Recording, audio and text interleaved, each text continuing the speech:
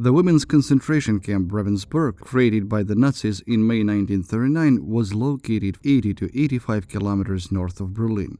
Much has already been discussed about the regulations that govern this concentration camp and about its male and female guards. And yet there are aspects that require some separate psychological and perhaps philosophical reflection. Assistance. It is well known that the guards and staff of the concentration camp relied on the assistance of prisoners. They were volunteers who themselves offered to serve the German masters of life and death. They were organized into groups of so-called Hilfswillig, translated as willing to help, or Hiwi, local concentration camp police. However, some prisoners became Hiwi and informants for camp Gestapo under the threat of torture or death. SS butchers simply broke those who were weaker in spirit and could not endure physical suffering and psychological pressure. The recorded, though incomplete, number of prisoners who passed through this camp is 130,000 women and children, of whom from 50 to 60,000 tragically perished in this horrific place. These were victims of starvation, torture, medical experiments, gas chamber, and executions. It was here in Ravensbrück that the surviving children from the Czech village of Lidis, destroyed by the Nazis, were sent in July 1942. In addition, for example, during the period from September 1944 to April 1945 alone, 560 children were born in the camp. Less than 100 of them survived. Workday.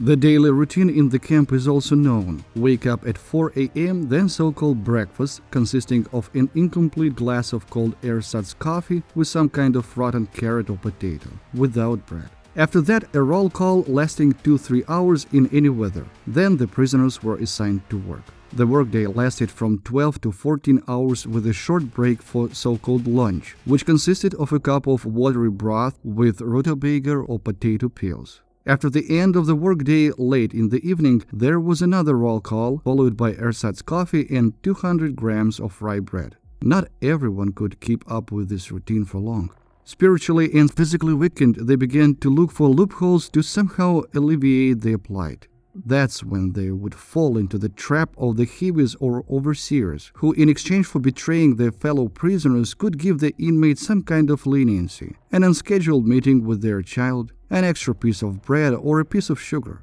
Grueling, exhausting labor that lasted for hours, terrible nutrition, and complete dependence on the whims of the overseers or volunteer forced weaker individuals into a difficult choice: to preserve their human dignity or to become brutish, sink low, and turn into scum.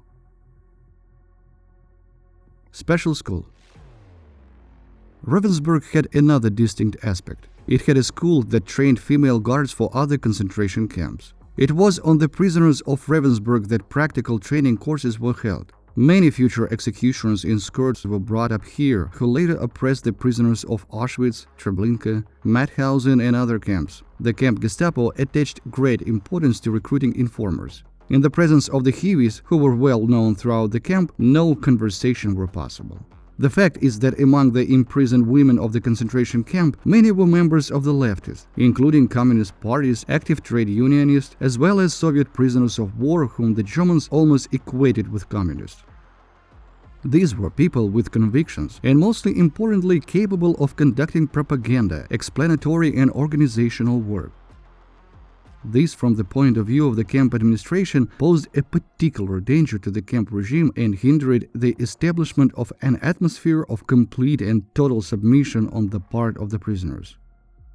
Therefore, the concentration camp administration was interested in having those who were willing to inform on their fellow inmates in exchange for food and tolerable treatment. And there were individuals like that. The methods of recruitment were different. For example, a prisoner was taken to the medical barrack where experiments were conducted on the female inmates and children.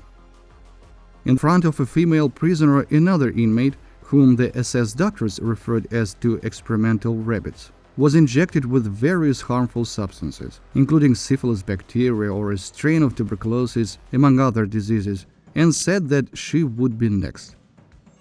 She could have been taken on an so-called excursion to the dungeon where a communist, Jewish or Gypsy woman was being tortured at that time, and forced to watch, and then warned again that she could take the victim's place.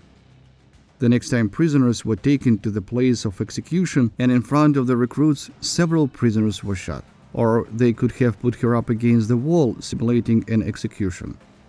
According to the memoirs of the concentration camp prisoner Blanca Rothschild, they took all our clothes. They made us undergo a medical examination, and it was, even the word embarrassing doesn't fit here, because there was nothing human in the people conducting it. They were worse than animals.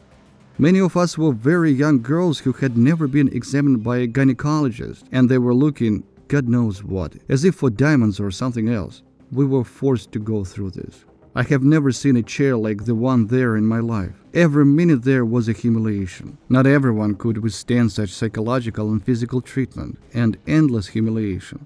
Someone broke already after torture and beatings. But as we already said, there were also voluntary female helpers for the camp guards. One of the most effective methods of control is the Asian principle of divide and conquer. The leaders of the camp sector were well aware of their prisoners' religion and political beliefs. Through their recruited agents, the Gestapo deliberately sowed seed of discord among the prisoners. Jehovah's Witnesses were set against Protestants, Catholics against Orthodox Christians, and communists against liberals or monarchists. In the midst of disputes and controversies, people occasionally revealed too much, just what the police and undercover agents were looking for. Besides physical labor, young and attractive female prisoners were coerced into prostitution. As terrible as it sounds for many female prisoners, it was an escape as it offered hope to survive in this hell. However, life in the camp brothels was not easy either. It was necessary to serve 8 clients within 2 hours, with 15 minutes for each. Priestesses of love could also be given concessions if they agreed to pass on the information they heard from clients to the right people. Thus, in the concentration camps, including Ravensbrück, the administration maintained complete control not only over the prisoners, but also over the camp personnel, such as heavies, guards, and anyone who used the camp brothel services. If a woman with a child fell into the clutches of SS monsters, she was the easiest to blackmail. Any woman is willing to do anything just for a chance to see her child. A mother's instinct is an extremely compelling force. It is difficult to judge such a woman for agreeing to betray her fellow inmates. The end of this camp was similar to all the other SS camps. The surviving prisoners were freed. This happened on April 30th, 1945.